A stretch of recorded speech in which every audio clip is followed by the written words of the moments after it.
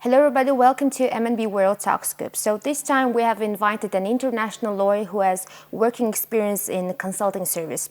He's CEO of MAWA NGO. Please welcome Mr. Oimandakh Jamiyansuren. Thank you very much. Thank you for your coming and for accepting our invitation. Yeah, the same. Thank you for your invitation, and it's good to be here. Thank you. Honestly, it was really new to me to know that compliance management really exists in Mongolia. So this is a quite new legal term, right, in Mongolia. So how this idea came to your mind to establish MAWA NGO? What is it? Is it an abbreviation of something? Yeah, first of all, when I began working for the banking sector as the legal advisor and compliance expert specialist by that time, it was not quite certain. I would say even uncertain for me for the compliance area, especially from the legal standpoint, where you see there's the compliance, you should comply to all the rules and legal regulations and etc. Right? By that time, I thought like compliance management should just only comply with all the rules that the central bank, Mongol Bank, managed to arrange for all the commercial banks in Mongolia. Right. But then when I switched, I quit my job, the banking sector, and first time in my life, I began my work for the mining sector. And by that time, it was 2013, and Rio Tinto actually acquired the large amount proportion of the shares of TRQ. By that time, it was Ivanhoe Mines, and you know the biggest project in Mongolia right now is Oyu Tolgoi. Right.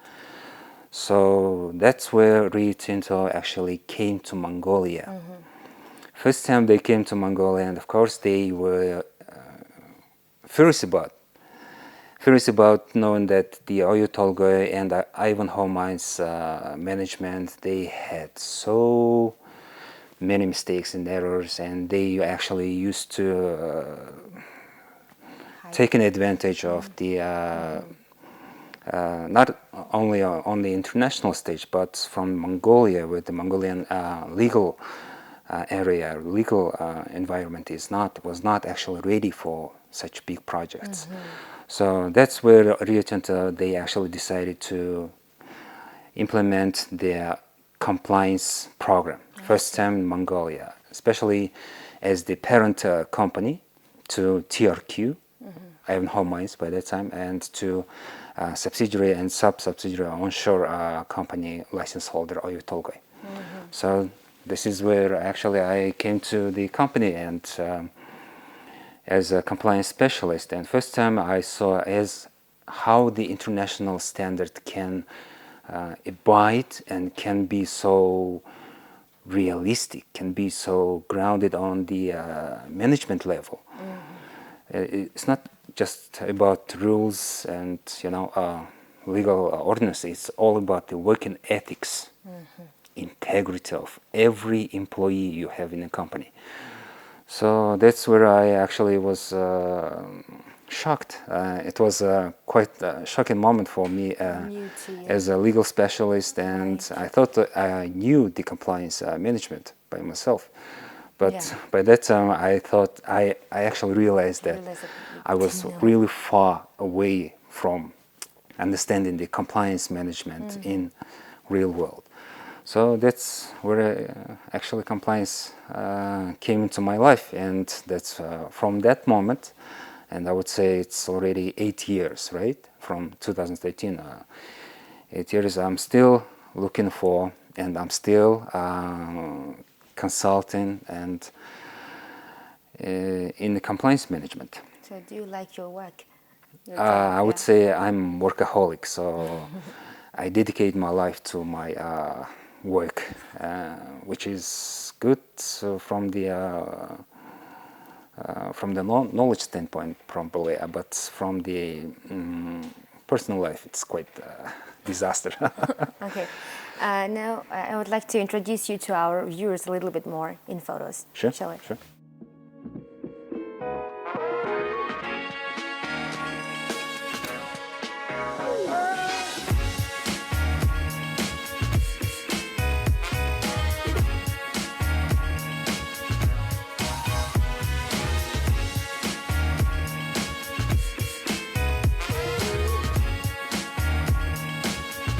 Now let us talk about your educational background. So I know that you received a PhD degree, right, in Virginia State University as a lawyer in philosophy, right?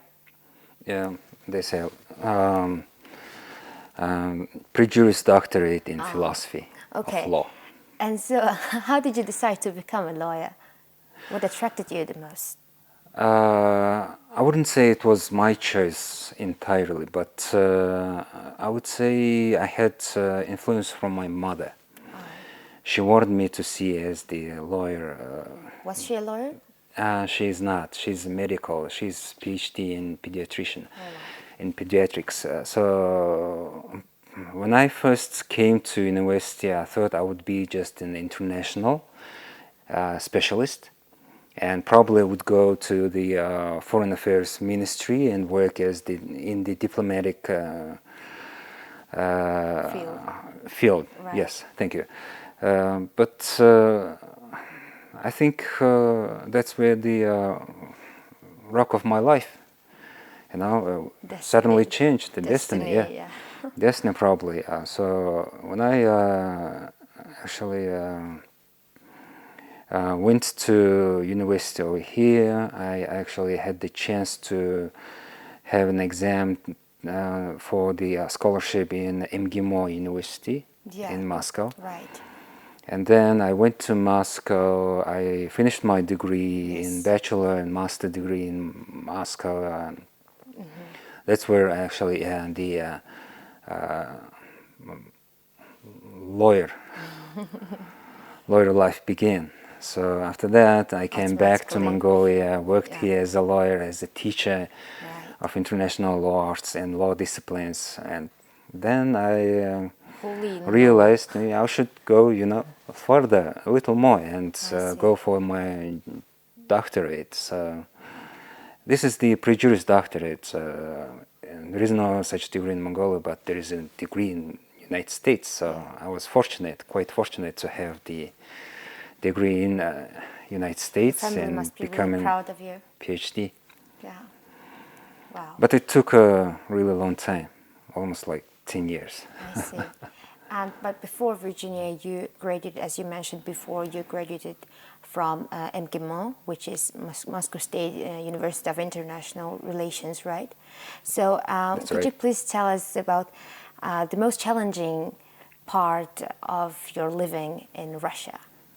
In Moscow, because you did there your bachelor's and master's degree, both of them, right?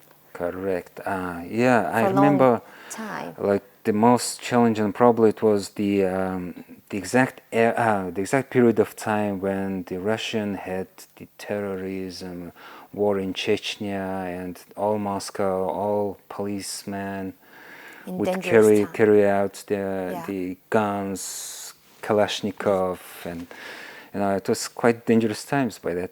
And as I recall, when I used to study in Moscow, there were several explosions of the residential buildings, explosion in the metro, inside the metro, in subway. So it was quite a dangerous time.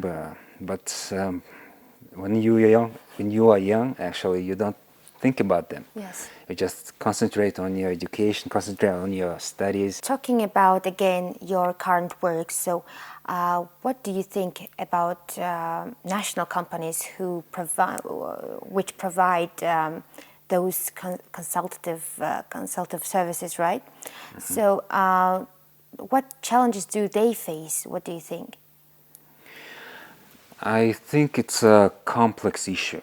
It's quite complex issue facing not only Mongolia but the most developing countries, post-development countries, countries like Mongolia. It's quite the complexity itself, it's actually the problem. We do not see, from my personal point of view, right?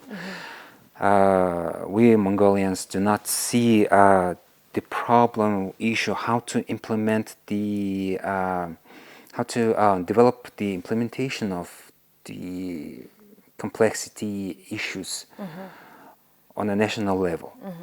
We're almost certain about the policies, we're almost certain about the legal environment, but at the same time, when it comes down to implementing all legal environment, all legal acts, right, all laws or regulations, we have a lot of failure. Why we fail? That's my personal opinion, that thought about on this issue that we face all the time. So the failure is we do not see the standards. International standards, actually, they based on ex post principle. Ex post meaning you do it so many times that it eventually becomes an international standard. We think in ex ante principle. Ex ante principle is that you have a background of philosophical idea of such any issue, any standard, right? So you just become you just implement it on the idea, not on the cases, not on the practices or experiences you have done. So the challenges we have is quite many, but we have to go through them. We have to go through them not only on political level, but also on the management level of each state organization. The problem we are facing, another problem is that the culture, management culture of the state organizations, they are actually transferring to the business. This is quite dangerous because we all know that the state culture is quite corrupt. And full of discrepancies, full of illegal and bureaucracy, and not only illegal but the unethical ways. So just copying the Models.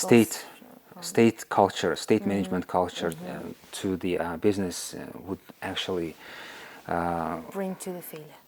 Yeah, bring to the failure, and it will be a disaster like in 10 years. So this is just the complexity.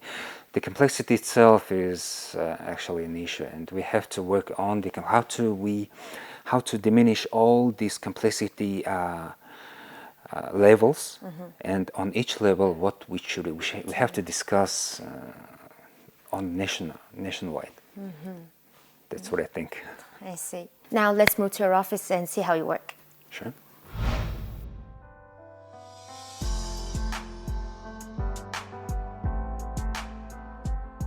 Okay, so here is my workplace. So we are the lawyers and people who are actually involved in, we are trying to contribute our part to the development of society, to development of our lifestyle, I guess. So here we are. This is the place where the magic happens for us. Actually, it's just a routine. When on the routine, on a daily basis, we meet people, we discuss our work, we plan.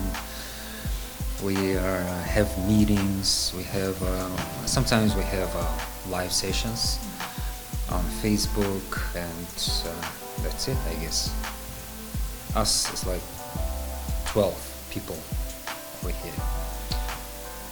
So this is how we work. This is where our magic is done.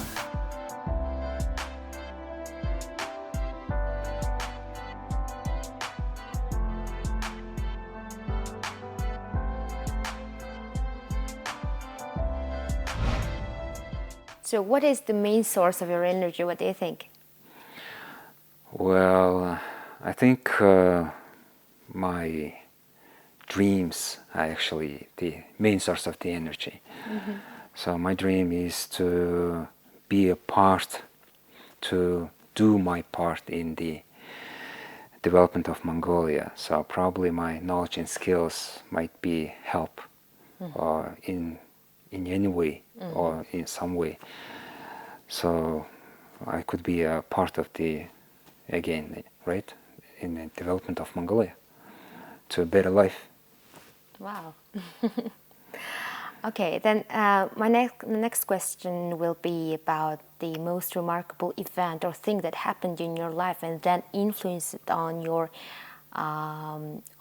maybe vision of your life. What do you think? Well, it's hard to say, but Any special moment? the special moment, I think, there was when I came to the mining company, South Kobe Sense, as a compliance officer, and I saw the international standards and compared them to national standards. So I saw a large gap between them. Like, if national standards were over here, international standards were over there. Yeah. So I saw how we actually, in many ways, actually need to improve our way, not only the way of the developments, but also the way of life and thinking. Yes, thinking, and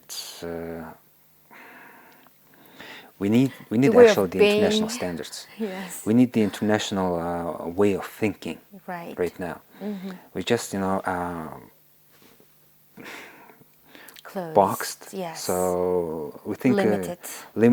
limited idea of what's we're still in the box. We have to just unbox us, if you could say that, right? Yes. Also, I know that you are fond of playing chess, right? So, Sure. and I would like to see how you play. Let's take a look. Sure.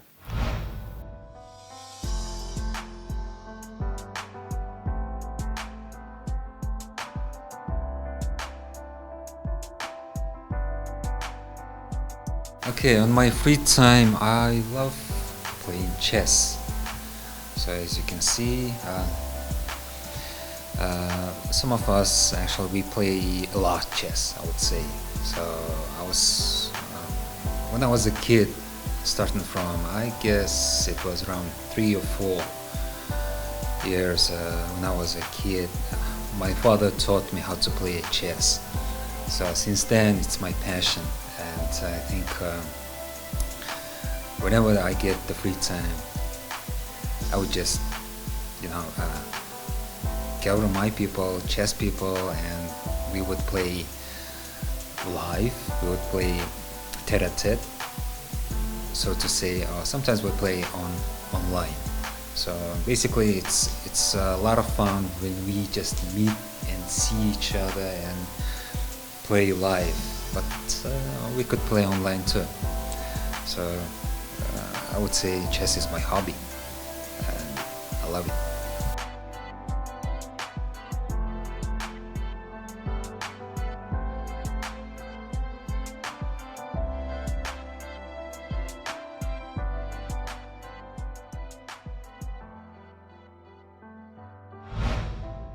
In the end, I would like to ask your plans for the future. So, what goals do you have or dreams?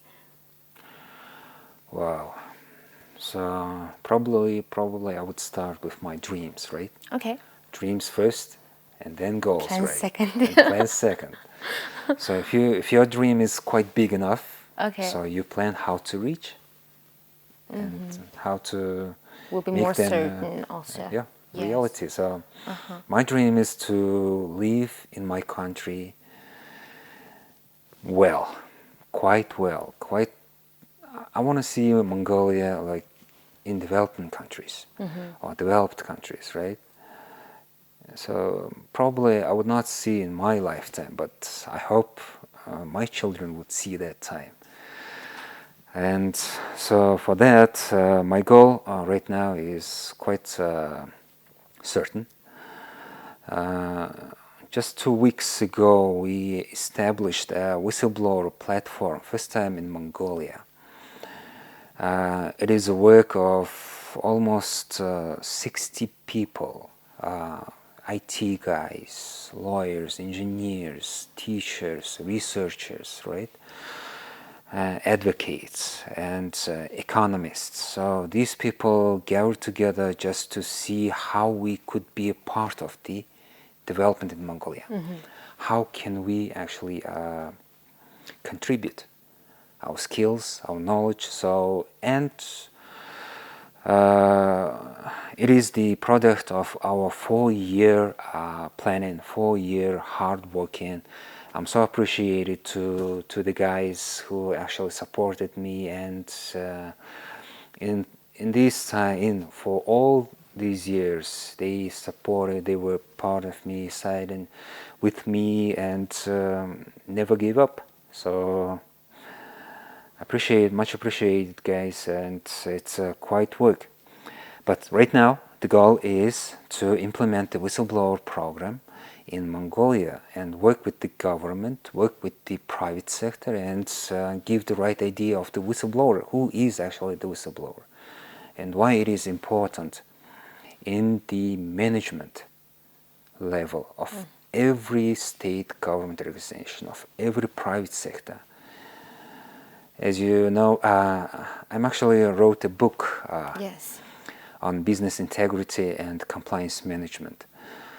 Unfortunately, I haven't published that yet, so it's still on the draft level. But I think as a on a large scale, we see the state, we see the country from the 3 standpoints. One standpoint is the state and government. Second one is private sector, and of course the civil society, society itself. So we need to balance all these three points of the development. Unless, if not, if just only one point will dominate in this relationship, so it's going to be a disaster. We saw the how the state or government can dominate. In that case, we see flow of corruption, full of bureaucracy, and where the people actually abuse of power and misuse of power, and misinformation, disinformation. Right. It all actually create the Unstable. Yes, instability in society Yeah. itself. But at the same time, there could be a dominance of the private sector. We saw if the private sector dominant in this relationship, we see the economic recession of 2008 in the United States, when the private sector thought that with the deregulation and de-risking of the markets could lead to the better life. They just created the better life from themselves. Right. And of course, if these two, state and private sector, would actually dominate between them, so it would end up bad for the society. So society should be a part of this relationship through the civil society organizations like us. So the balance is actually, and would be, I think, the main stamina, the main goal for each and every state or country in a development. So this is the goal where we came up and say, okay, for the dominance, for the balance, we need to have the society civil control, civil monitoring for the other two counterparts, right? State and business. So if they're not under the control of the civil society, they would actually abuse that power. They would actually do all the corruption, Right. all the misuse. Abusing the power is They will feel free. so common right now. So that's the main issue. So that's why we have to support the civil society. We have to support the NGOs like us, the other NGOs that they wanted to contribute their skills, their knowledge, and the experience to development of So our this country. goal leads to your dream, right? Yes. Okay. So that's what I'm saying. I'm workaholic. I'm just really into it right now. Okay, I see. Well, thank you very much. We you. really wish you good luck in all your endeavors, and yeah, thank you. Thank you very much, and good luck to you too, guys. We had a CEO of MAWA NGO, Mr. Oimandakh Jamiyansuren. We will see you next time. Until that, please stay safe and thank you.